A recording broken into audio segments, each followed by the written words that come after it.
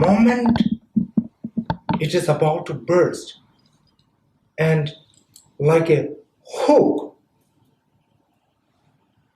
of alertness,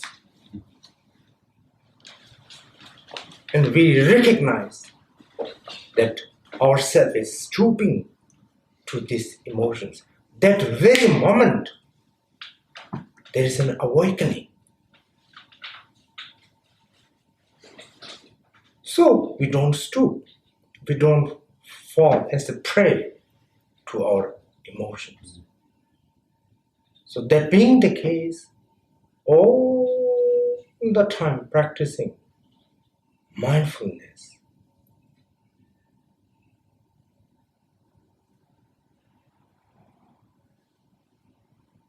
the reason it is so crucial is the great teacher Atisha Dipamkara in later centuries, I don't know when it is, somewhere around 11th, 12th, 13th century, this great Master Atisha Dipamkara, when he came to Tibet, he has nothing. He has a small bamboo-framed backpack, some clothes, and his practice texts, some grains, and his empty bowl. That's about it. So when he came to an area from the mountain, the robbers saw that there is a lone traveler coming. They thought, oh, today is a good harvest day. So they came down the road, and then they just waited at the main road. The great teacher, Dipamkara, has nothing to lose or gain. So he's not trying to run away. So he's coming straight. And when the teacher, Atisha Dipamkara, came closer to these robbers, the robbers stopped. Robbers disrobed. If any gold coins or things being hidden under his belts or something like that, or he opened his backpack, there's nothing that is of some value and benefit for the robbers. So they got so mad, they got so angry, they just give a big slap to the robber. And then Atisha put his things together, put his backpack, and he started moving ahead. After about 25 to 30 steps, Atisha Dipamkara in his mind thought, oh, what these guys are doing now? He just looked back. When he looked back, the robbers got so mad. Not only he has nothing to be robbed, now he is so kind of having an ego trip, and he's even looking back and staring at us. So again they ran and gave him another slap. So in his biography later writes, he personally did not cause to receive the first slap. And that was their mistake. And the second time when he got the slap, he said it was his mistake. If he didn't stare back, they will not have that emotion. If they didn't have that emotion, they won't come and chase and then give me the second slap. So that's the kind of situation. All the time, if we are practicing mindfulness in our entire life, all the time, then almost, the overall big picture is, it is all karma. And who is the creator of this karma? None other than our own self, individual and collective karma. Because we have some karmic connection. That's why we are interacting. We have to put up with our friends, near and dear ones, you see. Because of it is karma. There are, in Greater Los Angeles in 1992, I think so, when I first came here. And then they said, in Greater Los Angeles, you have 20 million.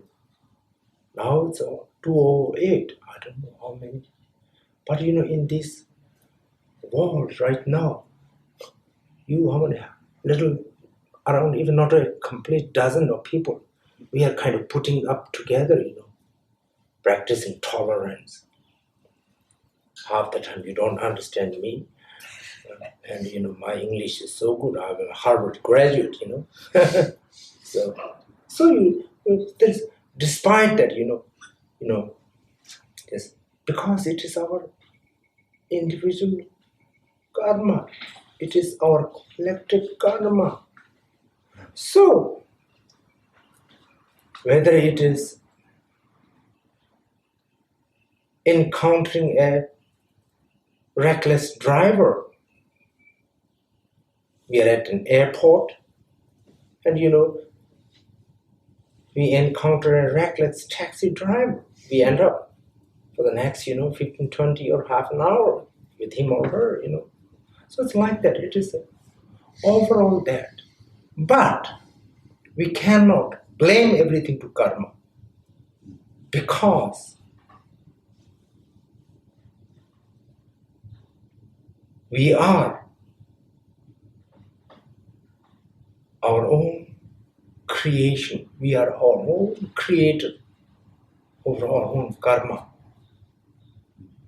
And we are also the one, previous lives' karmas. We are the one who's going to fix it in this life. So in essence, that being the case, all the time, practice mindfulness. Practice mindfulness. I offered an analogy, like on late Saturday, we are on I-5,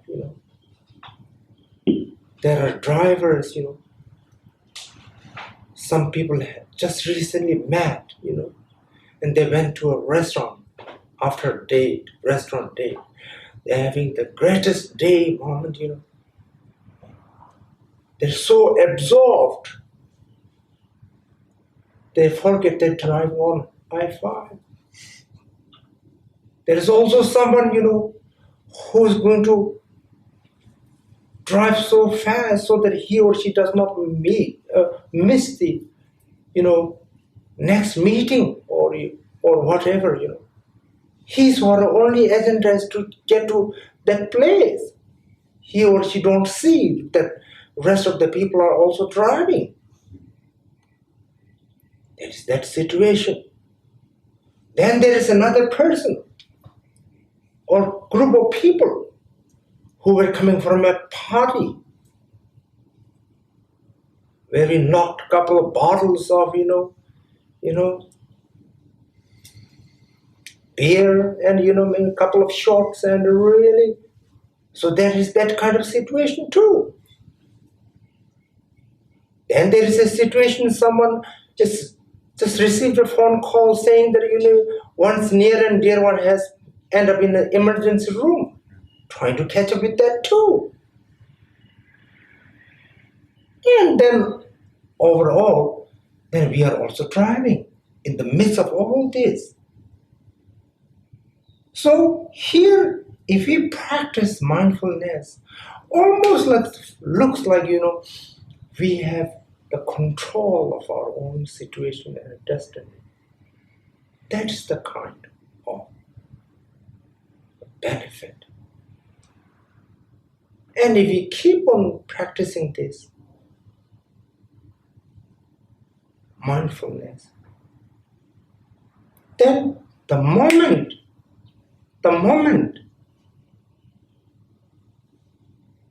it is kind of that our emotions are sneaking, and we recognize it. The moment we recognize, instantly there is a liberation of that. Because we are not going to get trapped under the clutches of that emotion. So that being the case, please always practice mindfulness.